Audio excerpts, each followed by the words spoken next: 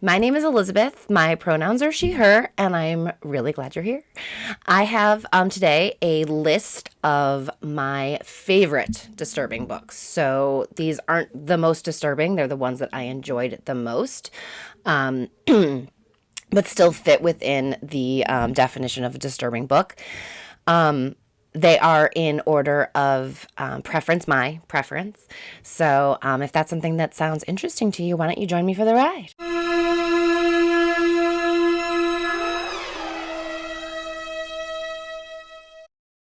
Okay, I have 11 books on this list. It's just how many books there were. So I'm going to start with number 11, which is 14 by Peter Clines. 14 is a cool book. It's a really cool story. So, well, all of these are. So if I said at the beginning of all of them, that won't be so original, huh?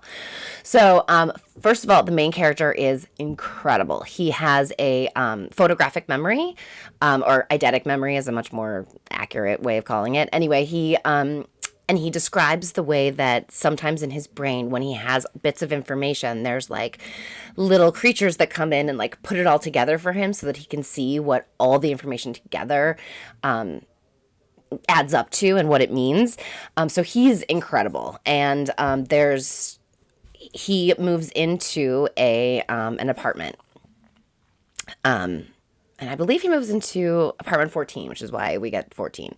But so there are people who have been living in this building for a while. It's a very cool building. It's a very old building. And things start to be a little off. And he starts to get to know some of the people who live there. And one of the people who he becomes close with, this very cool other character, this woman, she takes our main character outside and says, "Look at the building. What do you notice? What's missing from our building that's not missing from any of the others?" He looks and he looks and he looks and he looks. He's like, "What are you talking about? Like, what am I supposed to be noticing?" And then all of a sudden he realizes there's no electricity wires. This is back when electricity wires were all above ground. There's no electricity wires. This building is not connected to the electric grid. And our character says, "Oh, I understand now why the electric bills are included in the rent, because they're not hooked up to the electric, but they have power. Like, what's going on here?" So they start to. There's one apartment that is severely locked, like severely. When I say severely, I mean like lots and lots of locks and chains, and like you're not getting through there. And it's always been closed and locked for all the people that have lived there. And so there's all these like really strange things happen. Like the basement of the building is weird and might go down further than we think. And so we're starting to like collect all of this like weird information about this apartment and meet our characters. And it just seems like a regular sort of interesting mystery sort of story, when sort of all of a sudden out of nowhere it becomes a Lovecraftian story, and we have monsters that are world killers all of a sudden. So and then they have to fight against these things and try not to let our world be destroyed, and it becomes this, I mean, this huge thing. And it's really neat. It's really neat. I mean, like, if you don't like Lovecraft or H.P. Lovecraft, then you might not like the twist, I guess. Well, not so much the twist, but that when everything switches over to these giant world-eating monster creatures. But I thought it was so cool. It was one of my first introductions to the idea of Lovecraftian monsters, and of course, then I had to read a bunch of his stuff. So it was a good introduction. Okay, the next one on my list is number 10. It's called Head Full of Ghosts, and it's by I can speak. Head Full of Ghosts by Paul Tremblay. Head Full of Ghosts. Okay, so this is a story of a family, mother, father, two sisters. The oldest sister is starting to act a little strange. Starting to act really strange. This is weird. What's going on with her? And the family decides don't mean to laugh, but that what's wrong with her is that she is possessed. They need an exorcism, is what they think. And the father has recently lost his job, and I think like they have a little bit of side income, but it's not coming in very strong anymore. And they realize that if they hire a film crew to come in and like reality TV show film them while they deal with their daughter that they think needs an exorcism, then that will be enough money to pay for their lives and hopefully the exorcism. And so it's this weird reality happening while this family is dealing with this situation, which, as far as I'm concerned, was not a possession, but a mental health issue. So that's really all I can tell you without like ruining really important stuff. But it was a really, really neat read. I remember finishing it and being like, oh, that was cool. And nobody really knew what was going on the whole time, but I did. It was really neat. So I highly suggest Head Full of Ghosts by Paul Tremblay. Okay, so number 9 on my list is one you've probably heard of, but I had to add it. The Shining by Stephen King. So this was the first Stephen King book I tried to read and couldn't. I got to room 217 and The Lady in the Bath, and I put it down and I picked it up again, I think 4 or 5 years later. I mean, I was in like 8th grade. It was too young to be reading it. And then I picked it up and I read it when I was like, I think I must have been a junior or senior in high school, and loved it. So good. Now, brief moment on the movie. The movie, the famous one by Stanley Kubrick, is really, he took the idea of the story and then made it his own. That's what he does, which is why Stephen King describes it as he's as impressed with The Shining, the movie, as he is with a Cadillac that has no engine in it. So I don't think he's a big fan. Well, we all know he's not a big fan. But the major difference is in The Shining, the book, Jack Torrance is totally sane at the beginning. He's not Jack Nicholson. He's not already crazy. It's literally about a sane man being forced to go insane. Okay? Whereas the movie is about a crazy guy who goes totally insane. Also, the ending is completely different from the movie and very cool. And the characters, different things happen to the characters. I mean, it's just, it's so scary. It's so disturbing. It's so cool. And I mean, if you've seen any of my other videos about lists of books, then you know I'm a very big fan of Stephen King. He writes amazing characters, amazing relationships, amazing character growth, and really cool, scary stories. Okay, so the next one on my list is number 8. It is The Ruins by Scott Smith. Oh, The Ruins. So The Ruins is about 4 college kids who decide to go to Mexico for spring break. You know, that's what they do, right? 2 couples. And they meet a couple of Greeks. And 2 of them leave, and there's one left, and he's like, you know, my brother and his friends went to see this cool Mayan ruin that, like, you know, you only, like, if you meet the right people, they'll take you to it. You know, it's not a tourist spot. It's like the cool place to go.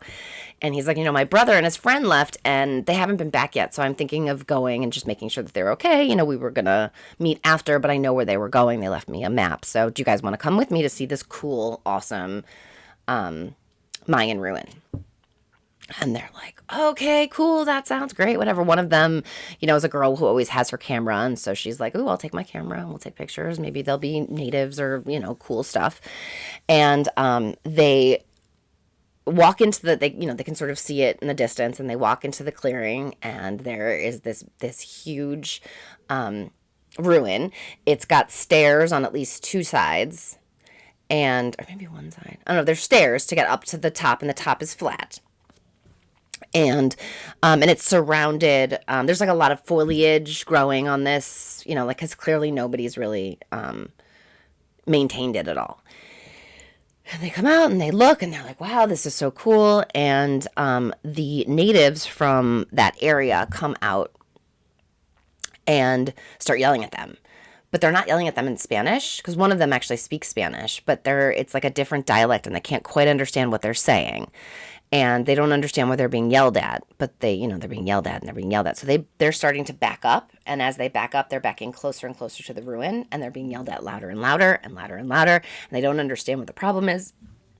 And one of the girls, they brandish weapons at them. I'm like, what are you pointing a gun at me for? You know, like, what?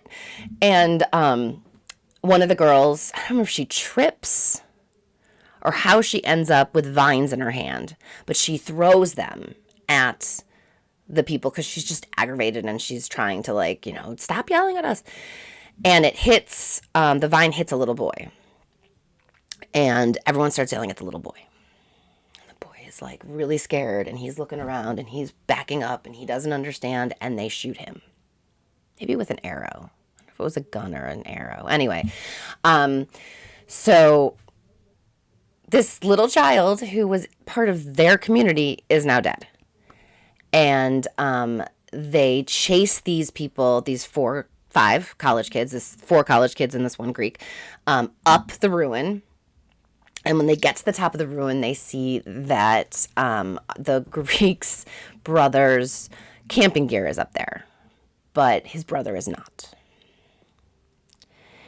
And they find there's a cave. There's a winch and a cave and a like a bucket and a rope, kind of like a well, but there's no water at the bottom. It takes them down to a cave.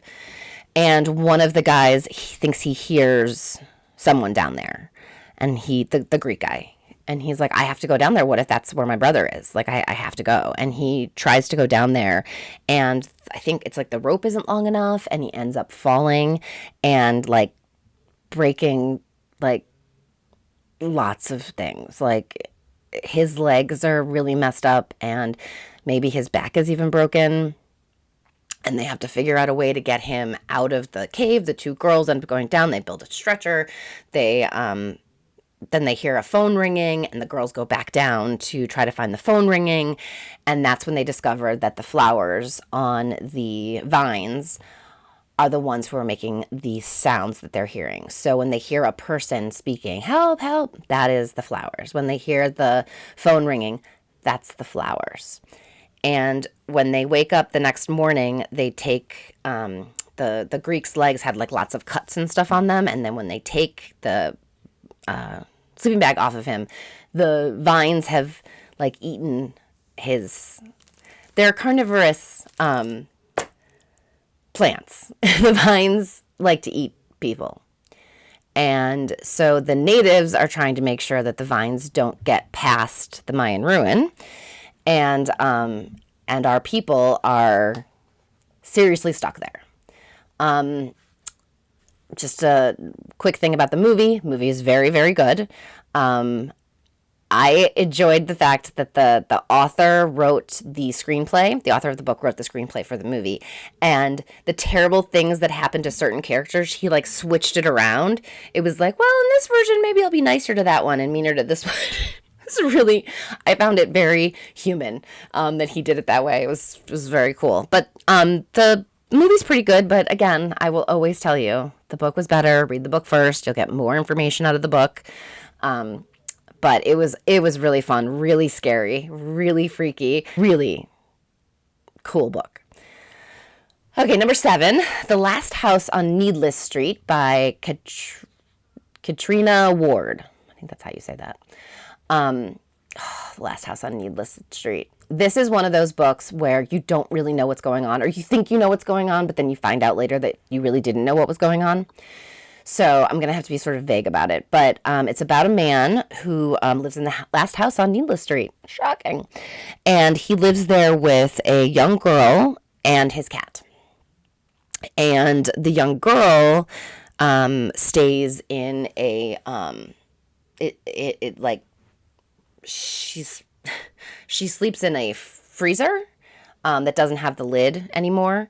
But that's where she spends her time. And the cat seems to be almost sentient. Like, he has conversations with the cat, and he doesn't really leave the house, but when he does, the conversations that he has with the people with him or the people around him, or the way people react to him, is very strange and off-putting, and you can't quite figure out what's going on. So you think at the very beginning, you think this guy has this young girl trapped in his basement, living in a freezer. He's the bad guy. And as the story progresses and you learn more and more and more, you discover who that girl really is, why the cat seems so sentient, stuff like that. It's really neat. I can't give you much more because I don't want to ruin it, but it's really neat, and it's really like, you think it's disturbing in one way, and then you get the actual what's really happening, and you realize that it's disturbing in a completely different way. I really liked it. Obviously, it's on my list. Okay, number 6. Don't judge me, please. But I actually liked Playground by Aron Beauregard. For those of you who know about disturbing books, this one is pretty high up on the list. Aron Beauregard writes some really gross stories. I think I covered Yellow on one of my lists. This one, now, Aron Beauregard stories often have some really satisfying revenge, right? So, like, the terrible, terrible, terrible, terrible, terrible person in it, who is like so monstrous you can't believe that anyone could even come up with a character like this, even let alone write them down, will get their, maybe not just desserts, but they will get a lot of pain and suffering their way, which is, I'm a terrible person, but these characters deserve everything they get, and I'm happy about it. So Playground is about this horrible woman who couldn't have children biologically. And that upset her so much that she created it's basically like a lethal escape room with the theme of playground. So she invites 3 like sort of underprivileged families. These are lower middle class or less. She invites 3 families to try out this new playground, this new state-of-the-art playground. She gives each family $1,000 and says, when you come here, you'll get $2,000 more after your kids, play on our playground and tell us what they think. It seems like a focus group thing, right? And we have 3 very different families. We end up with 8 children. There's 3 in one family, 1 in one family, and 4 in another family. And once the parents are brought inside and restrained, they find out that really this is a way for this awful woman to get revenge on the world for the fact that she can't have children. So she wants these children to die horrifically and their parents to have to watch. So she's just trying to hurt these people. That's literally her entire goal. And the story has, it's like an adventure, because the kids, every step of the way, there's playground rules. So here's the rule. And if you sort of piece it, parse it out and try to figure out what it really means, you might actually have some help to help you like survive the next thing. So each one of those is kind of, it's a cool story. It's really, really upsetting. I'm telling you right now, most of the kids do not make it. It's the violence towards the children is awful, awful, awful, awful, awful. Do not read it unless you can handle it. But there isn't any essay or R word with children. There is non-consensual sexual activities that happen, but they're between adults. So bear that in mind. It's there. I thought the ending was amazing. The ending was so satisfying. I was just thrilled. So that's Playground by Aron Beauregard. Don't judge me too harshly. The next one on my list is a book that I recommend to every teenager I come in contact with, every grown-up that is looking for a good memoir about how the human spirit can go through a lot of stuff and still not be broken and still come out strong on the other end. So this book is called A Piece of Cake, and it's a memoir, so it's a true story, and it's by a woman named Cupcake Brown. This book is so good and so hard. So this is about Cupcake. She, her apparently, when she was born, her mom was pregnant with her, she had a cupcake every single day. And so when they sort of were trying to wake her up, be like, you've got to name your child. What's your child's name? The thing that came out of her mouth was Cupcake. So people call her Cup, which I think is funny. So she is in a happy family. I think she's 9. She's in a happy family with her mom and her stepfather. Very happy, very protected, very loved, very cared for. Mom passes. Stepdad has no rights to her, even though he would be the one because he loves her and he cares about her and she loves and cares about him. That's the one she should stay with. Of course, he has no rights to her. So her birth father gets her and he picks her up and he takes her directly to a foster care. Takes her directly to a foster house. He's like, I'm not dealing with you, but, since it was my responsibility, here you go. You're in foster care. I'm done with you. And maybe she's 11. She's 9 or 11. I'm sorry. I can't remember which. But either way, it's way too young to be R-worded, which is what happens to her on the very first night that she's in foster care. And everything just sort of goes down from there. She was in California. She was in LA in the 80s, which was when the Crips and the Bloods and the OG, the original gangsters, that actually came from there.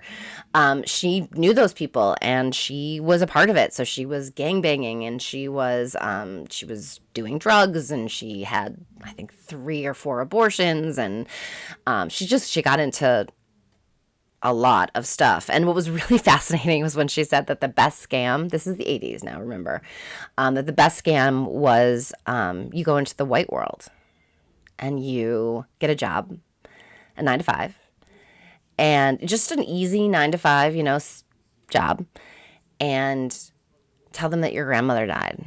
They'll give you 2 weeks off, paid. Tell them your grandfather died. You get 2 weeks off, paid. Tell them that he's the best scam there is, because they're going to pay you if you have some sort of tragedy happen in your life. They're still going to pay you for coming into because they're not going to. Businesses don't do this quite as much as they used to, probably because of this. But I'm going to tell you that she ends up sober. She ends up getting a law degree. She is the most incredible thing. And most likely you will do what I did when I finished reading it, which was to close that book, go on the internet and be like, Cupcake Brown, what is she doing now? What does she look like?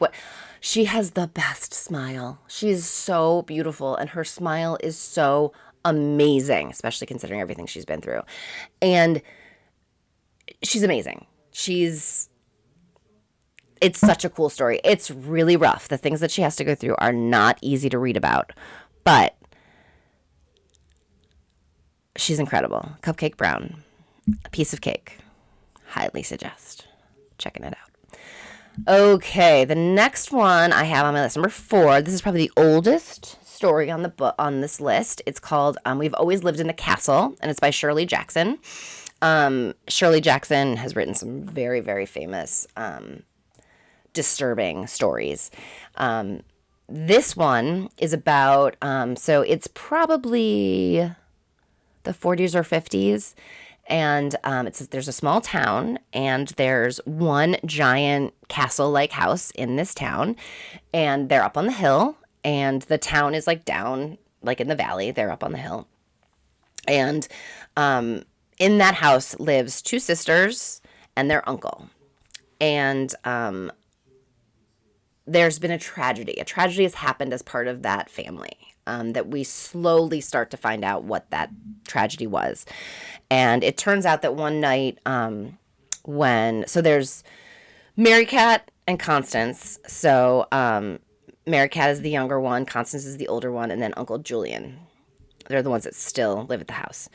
When Mary Cat was sent to bed without dinner, everyone had, I think it was blueberries with sugar on them.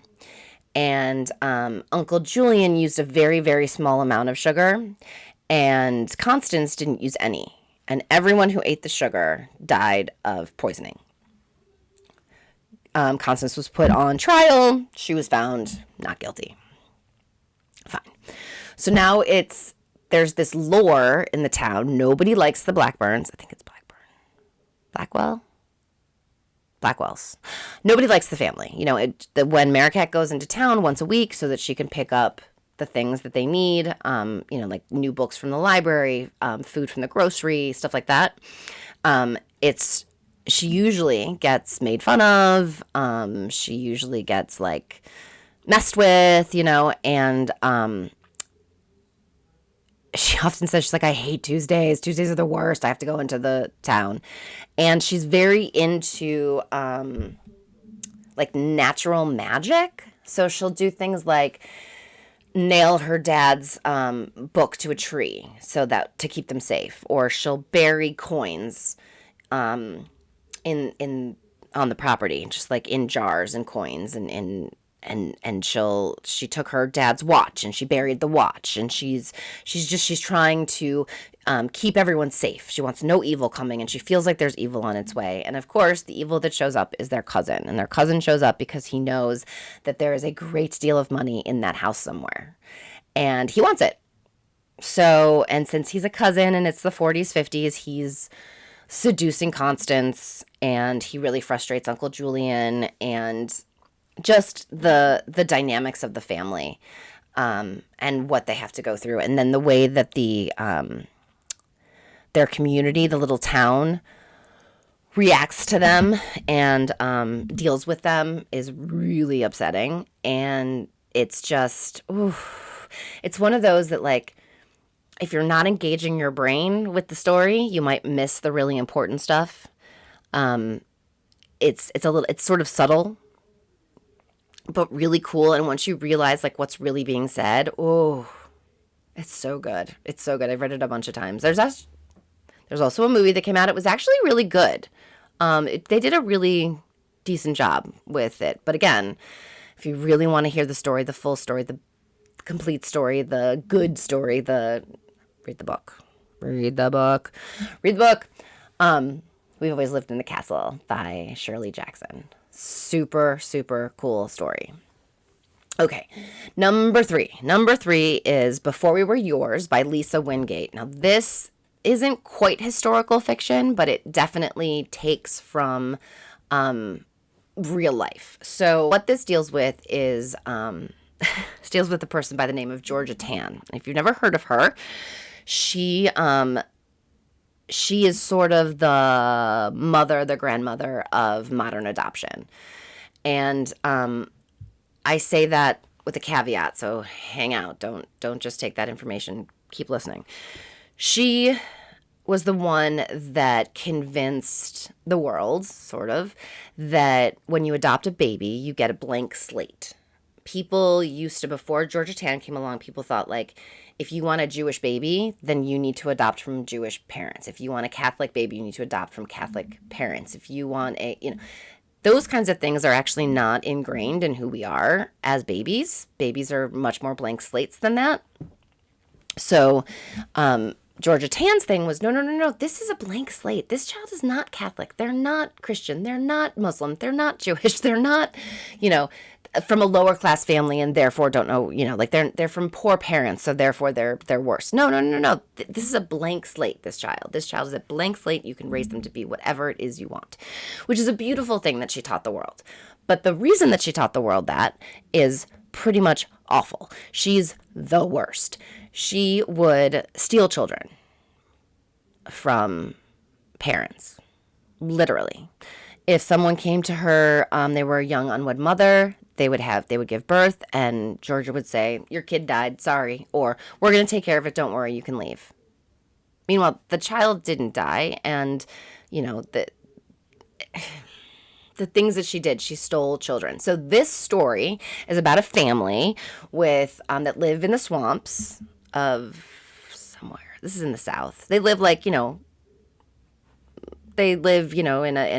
sort of like a lean-to, whatever, but they've got love, right? Mom, dad, 4 kids maybe at this point.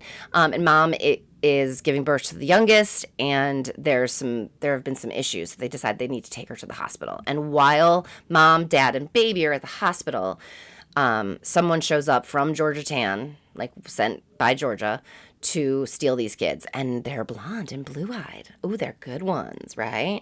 So they literally steal these children and take them to this adoption world, and she sells them, and it's what these kids have to go through and how they're always trying to but where are my mom and dad? Can I just go back to my mom and dad? I just want my mom and dad. We all loved each other. Maybe we didn't have the money, but we had love, and that's the most important thing. And it's heartbreaking. It is absolutely heartbreaking. And the things that Georgetown did were just awful, and this is really, pretty close to historical fiction. So it's heartbreaking. It really is. Even though, even if the kids end up in a loving, wonderful new home, they were still ripped out of their loving, wonderful original home. And that is a trauma that's going to affect them forever. So, Before We Were Yours by Lisa Wingate. Okay. We're up to number 2. Ooh, this one. Dry.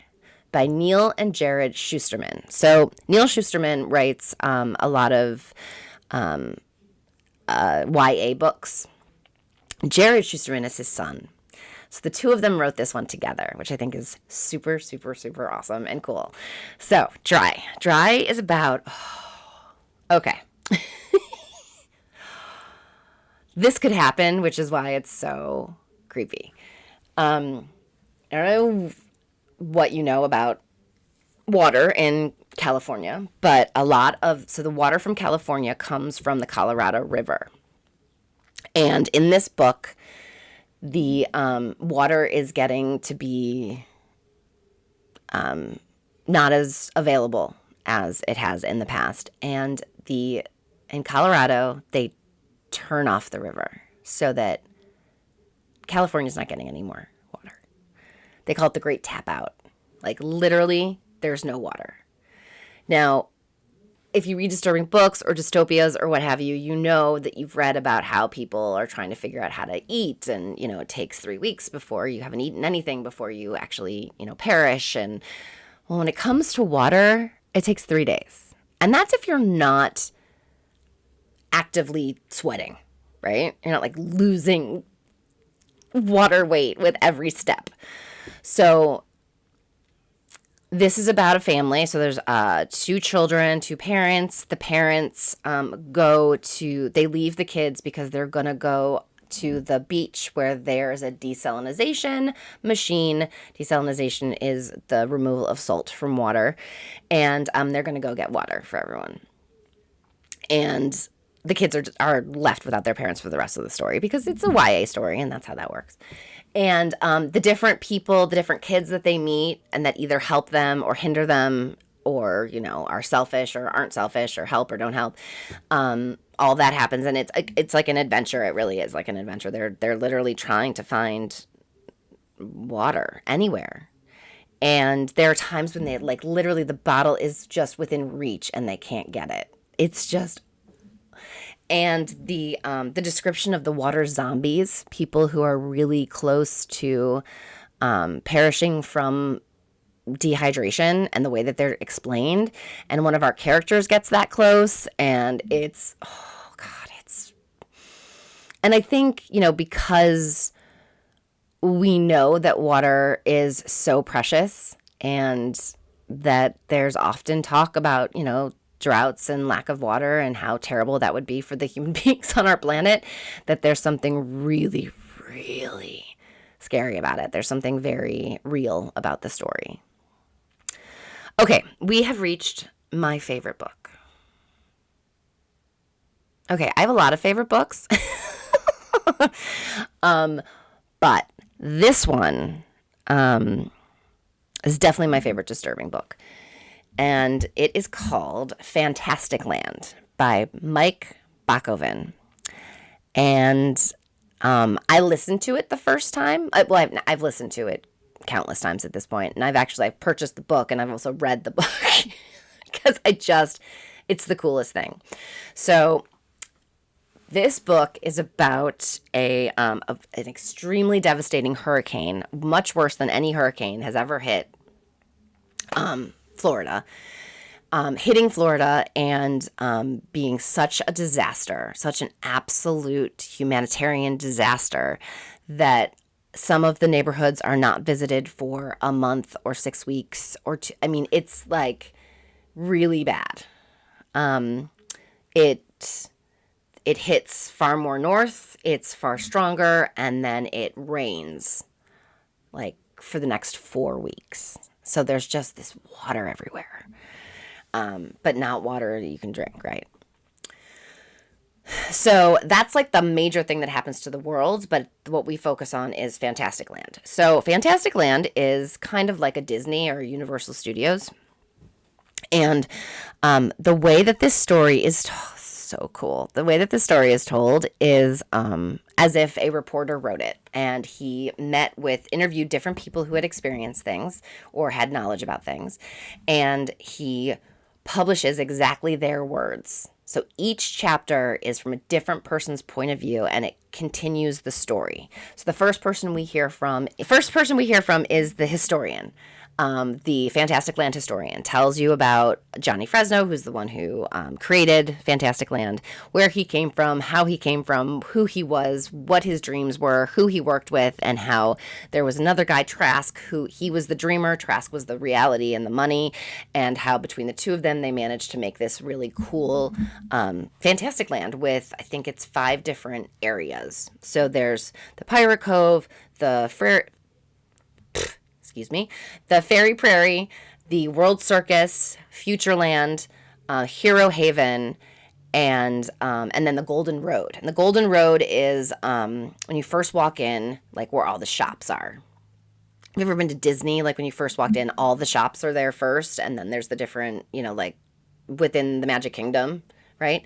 Now this is set up so that you go in and you can hit any of the parks at any time. Like you don't have to say, oh, I'm just spending the day here and pay extra to go to the other one. It's kind of cool. So first we get our history lesson. Then we hear from a person from the Red Cross who talks about Hurricane Sadie and how it what they were expecting, what they got that they weren't expecting, and just like basic information about the natural tragedy that happened, and how the only way we could respond, and we responded in the best way we could, but we weren't really ready, and that's how it goes. So then we hear from one of the general managers about the plan if there's ever a hurricane, because they knew they're in Florida, like a hurricane's gonna hit, so what's the plan? And so they create this plan, and it is that something between 300 and 500 of the employees will remain at the park, and they will, they really just have to make sure that they're going to close everything up, put the things that are outside away, try to make sure that some of the merchandise and the park itself doesn't get hurt, right? And they've discovered that if they pay these people, 300 to 500 people, their hourly wage for the entire time that they're stuck in the park, it is worth it for the amount of stuff and damage that they will save on by having those people there. That damage won't happen. So it's worth it for them to pay these people. And these are, this is straight from the book. These kids are literally 5 years out of middle school. Like, these are freshmen in college through like 23. So kids, I mean, yes, they could die for their country. And yes, if they're over 21, they can drink. And yes, if they're over 18, they're over 18, therefore they can vote. But like, these are kids. These are kids. The frontal lobe, not done. So, then we hear from someone who was visiting the day that they had to evacuate. Then we start to hear from individual people who are stuck in the park. And it turns out that war sort of broke out between the different areas because they were so separate, and when they were like, okay, the worst of the worst of the hurricane is over, we can leave the shelter tunnels and we can go out to the park. There's plenty of food. There's plenty of water. I mean, the amount of people that they're supposed to feed in a day is way more than the amount of people that are there. There's plenty of resources for them to survive. And the way that the park was built, it flooded around the park, but not in the park. Although it rains continually for 4 weeks. So, and there just ends up being this tribe fight thing that happens where the pirates are against the fairies, who are against the Deadpools, who are against the mole men. The mole men are the maintenance guys who like run the tunnels. And so we've got all these different groups and they're all fighting against each other, and terrible, awful, violent things are happening. Like, just what? How could that happen? And kids who were, just sweet, lovely children, a month ago are literally killing each other with impunity. And it's that story. And why that happens, and it is explained so well. Like, you totally understand why this happened. Everything, every detail really makes it that much more realistic and that much more real. And like, this could happen. There's nothing science fiction about this. There's nothing like totally crazy. Like, this could happen. And so each chapter is from a different person's point of view. In some cases, like, you could just listen to a chapter and it all, like, the Jason Card chapter. That's all I'm going to tell you. Jason Card's chapter.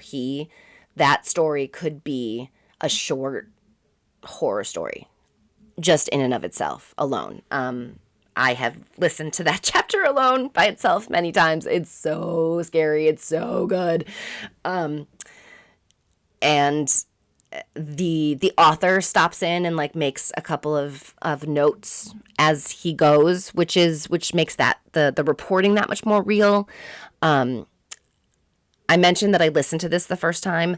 The voice actors used in this, I should know their names. Well, Luke Daniels is the male voice. I do not know the name of the female voice. I will put it in here. They are incredible. They do all the voices. So he does all the male voices, she does all the female voices, and they all sound different. Like, they're a different person, each one. And now Luke Daniels, the reason I know his name is because he's like probably my favorite voice actor. He does a lot of books that I listen to. And he's great. Like, what he can do with his voice and the way that he reads this, it's just incredible. So, if you have access or are interested in an Audible version, this is a great book to listen to. FantasticLand, Mike Bockoven. If you don't listen to any other recommendations on this list, read FantasticLand. So good. Okay, so that is my list of my favorite disturbing books. I couldn't get it more than 11 or less than 11, so you got 11. Do me a favor, and before you take on any of these books, make sure that you're in the right headspace and that you're safe and that you can handle it. And also, I need you to be nice to each other and be nice to yourself. I'll catch you next time. Bye.